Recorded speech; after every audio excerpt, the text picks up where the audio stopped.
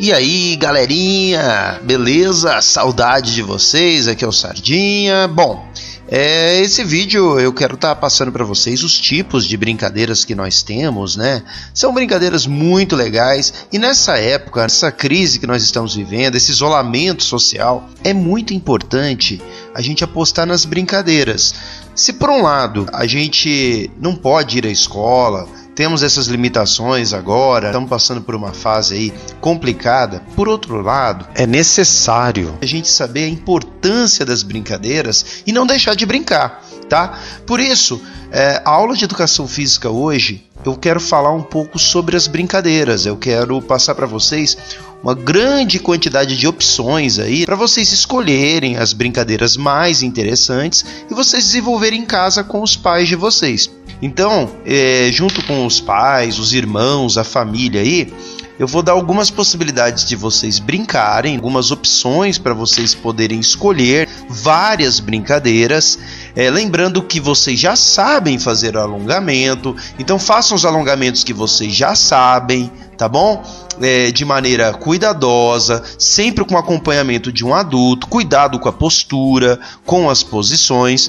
Eu não vou gravar vídeos mostrando, façam igual a mim, olha que bonitinho o professor está fazendo, e eu não vou ter esse feedback, eu não vou saber como vocês estão desenvolvendo essas atividades. Por isso, eu resolvi trazer para vocês um conteúdo que vai ser útil tanto para a educação física quanto para a parte pedagógica de sala de aula, né? O português, a matemática, tal. Então eu trouxe para vocês aí algumas opções bem bacanas. A gente vai avaliar. Eu não vou citar ainda exemplos de cada uma dessas brincadeiras, mas a partir das próximas aulas eu vou estar ensinando algumas brincadeiras específicas, tá? De cada área, de cada classificação. Mas agora eu gostaria só de trazer as opções e depois ver como vocês vão se sair. Aí eu vou trazer uma avaliaçãozinha e nós vamos fazer aí essa avaliação em seguida, tá bom? Vamos lá. Os tipos de brincadeiras que nós temos, entre inúmeras opções, nós temos aí as brincadeiras em grupo.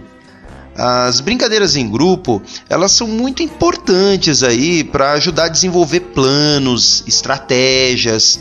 É interessante aí para estimular a criatividade e também para você entender como se desenvolve as regras, criar regras que sejam interessantes aí para o grupo, não individualmente.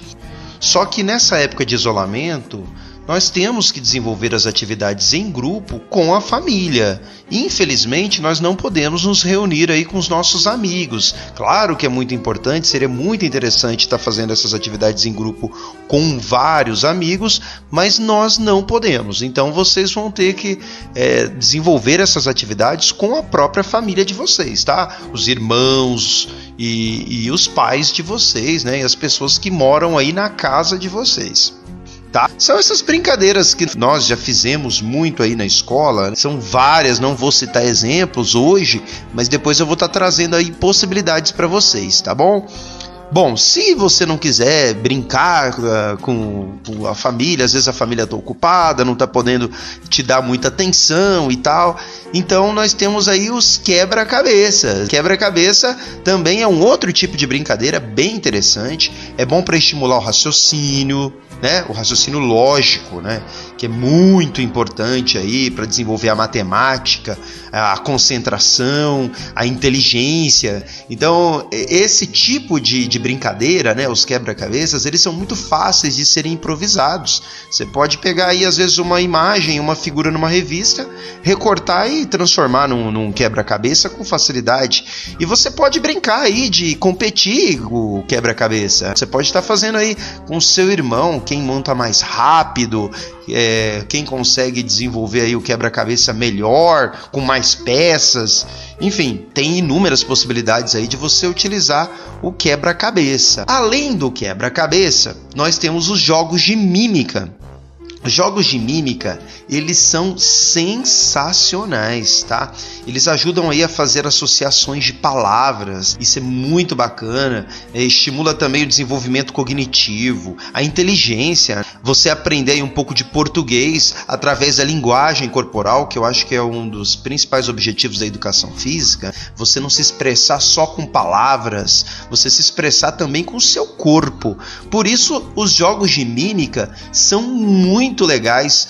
Assim também, né? Os teatrinhos de faz de conta. Também é um tipo de brincadeira, tá? Então, não só a mímica, que faz você estimular aí a criatividade, uma série de coisas, mas também os teatrinhos de faz de conta. Eles ocupam aí uma tarde inteira. Você pode passar uma tarde brincando de teatrinho, brincar de interpretar papéis. E você fica aí uma tarde inteira, estimula demais também a criatividade. E fica uma ideia, hoje com tecnologia, nós podemos utilizar aí os vídeos, né? A gente pode criar um teatro e fazer vídeos. Olha que bacana, você pode fazer um vídeo aí bem bacana e depois mostrar para a família, mostrar para os amigos. Tem aí pessoas que se arriscam a criar canais no YouTube, publicar no Facebook, e são teatros, né? Você pode criar seu próprio teatro e às vezes você quer ser ator, você quer desenvolver essa habilidade aí, é muito bom, tá? Brincadeiras de teatrinhos de faz de conta e mímica são sensacionais mesmo. E tem os jogos de montar também, outra opção bacana para você. Os jogos de montar, eles são muito bons aí para estimular a agilidade, a imaginação e a coordenação motora fina. Quem não sabe o que é coordenação motora fina, resumidamente, seria a capacidade de usar os pequenos músculos em movimentos delicados, aí, como escrever, pintar, desenhar, recortar, encaixar, montar, desmontar, abotoar, desabotoar. Bom, por falar em jogos de montar, não são só crianças que brincam, os adultos também brincam e muito.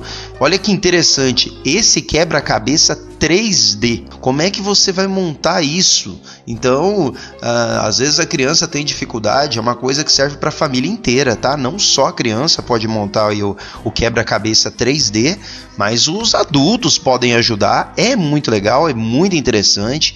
Os jogos de montar e assim como os quebra-cabeças, eles são muito complexos. E podem ser simples também. Então não fica sendo uma atividade monótona, não é uma atividade relacionada só à infância, tá? Só as crianças que podem fazer, não. Beleza? Então chama o papai e a mamãe aí e desenvolve aí um quebra-cabeça bacana em 3D ou com muitas peças. Tem quebra-cabeças aí de milhares de peças. Então fica aí de sugestão para vocês em família. Vamos lá, continua aqui, ó. Pular amarelinha. Puxa vida, isso aqui eu tenho feito muito com a minha filha aqui em casa. Não é tão infantil assim, tá? A gente pensa assim, pular amarelinha é coisa de bebê, coisa de criança. Não é. Vocês podem desenvolver a amarelinha de várias formas. Vocês estão vendo aí, ó, nas imagens, amarelinhas diferentes, né? Você pode criar amarelinha, pode colocar regras difíceis na amarelinha, de acordo aí com a idade. Olha, eu e minha filha aqui desenvolvemos regras tão complexas. Minha filha tem 4 anos. Nós desenvolvemos regras tão complexas que até eu não tô dando conta, sabe? E olha que eu tô velho pra caramba, né? Então, vocês estão vendo aí, ó, tem as opções aí da amarelinha. Amarelinha é um show, tá? E a amarelinha serve para quê? Ela ajuda na coordenação motora. Aí já é a coordenação motora ampla do corpo inteiro, né? A habilidade aí de você desenvolver toda a coordenação motora grossa. E também a amarelinha ajuda na tolerância das regras. Você aprender a perder, a ver os limites, porque tem muitos limites, tem as linhas aí, você não pode pisar e tal. Então, cuidado, às vezes a pessoa não sabe perder, pisa na linha e fala que não perdeu. Então, a amarelinha ela tem essa competência e é muito bom, você desenvolve isso aí, essa habilidade de também aceitar as regras. A minha filha aqui, se falar que ela perdeu, nossa mãe, eu posso correr, porque ela fica bem brava. Então é bom para desenvolver essa tolerância, tá certo? E o legal da amarelinha é a facilidade de você improvisar. Você não precisa ter giz. Vocês estão vendo aí, ó, pode fazer de fita, pode fazer até com tijolo. Pega um tijolo, risca no chão, uma pedra. É bacana fazer amarelinha aí. Você mesmo pode criar, gravar, filmar, pode misturar as coisas, fazer aí uma amarelinha junto com um teatrinho de faz de conta ou com uma mímica. Enfim, isso aí vai da criatividade de vocês, tá certo? E os jogos de tabuleiro. existem inúmeras brincadeiras, mas eu vou citar mais essa aqui, os jogos de tabuleiro, que ajudam em inúmeras habilidades aí, como o raciocínio, o planejamento, a concentração, a tolerância, a criatividade, etc. Porque existem vários jogos de tabuleiro, um melhor do que o outro. Então, os jogos de tabuleiro, vocês devem conhecer não só os que têm dado, tem outros que não têm dado, tem outros que usam cartas, e nós colocamos todos esses jogos aí no mesmo grupo. Então, jogos que usam cartas, tabuleiros, dominós, né? Enfim, varetas, existem inúmeros jogos de tabuleiro. Uno, né? Que é um jogo que a criançada gosta muito de jogar aí. É isso, tá? Então, mais uma opção aí são os jogos de tabuleiro. Então, essa foi a nossa aula sobre brincadeiras. Espero que tenham gostado. Brincadeira é uma coisa muito importante, é muito importante brincar, como eu falei no começo da aula, né? É muito importante brincar, tem uma série de benefícios. E não se esqueça de fazer um bom alongamento antes de qualquer atividade física. Quem optar por brincadeiras que envolvam atividade física, faça aí um bom alongamento, tá bom? Abraço do Sardinha e tchau!